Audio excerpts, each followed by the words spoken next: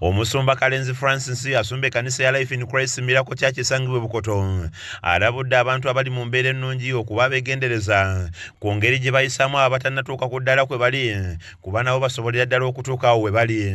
Beera mwegendereze engeri gy'oyisaamu abantu abali mu kubonaabo, engeri gy'oyogerera abantu, the way you speak to people abali mu kubonaabo when they are in suffering.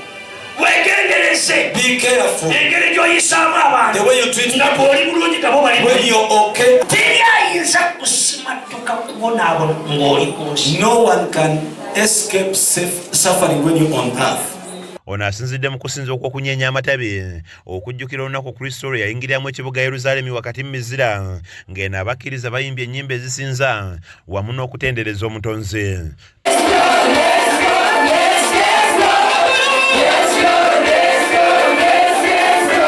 Okubuulira kwe akwesigamiza ku kitabo kya Luka Essula 19 ekyogera ku ngeri Kristo gye yayingira Yerusaalemi nga luno lwe lunaku abakkiriza lwe basinga okumugulumiza wamu n'okumuwa ekitiibwa. That day that was Palm Sunday, they celebrated him.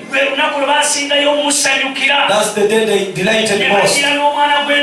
They even got the donkey and they laid clothes on him and they put him there and they put others down and he started. Akuutidde abakkiriza bulijjo okweteekateeka nga Yesu bwe yakola n'ategeeza nti teri mwana wa muntu mulamu asobola kusimatuka kubonaabona kuba ne Yesu yennyini yabonaabona n'abasaba okwegendereza ababawaga wamu n'okubasuutasuuta kuba ebizibu bwe bijja bwe basooka okudduka.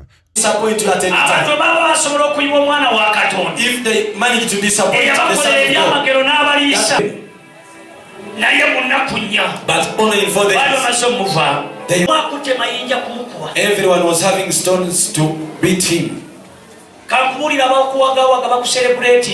people that do celebrate you, anytime they can leave you. Celebrate with them but when you're careful. But only one thing that they have come. Just keep. Ono asinzidde mu kusaba kuno n'ayogera ku tteeka erya nneme eryatandise okukola olunaku olw'eggulo erikugira bannayuganda okutumbula amaloboozi nti sirya bwenkanya kuba abaalireeta tebasooka kusomesa bekikwatako.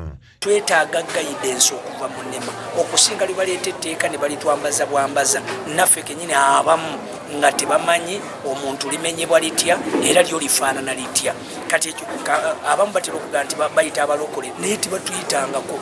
Kizza Peter yakusakidde eggulire lino ku lwa KSTV agaleero.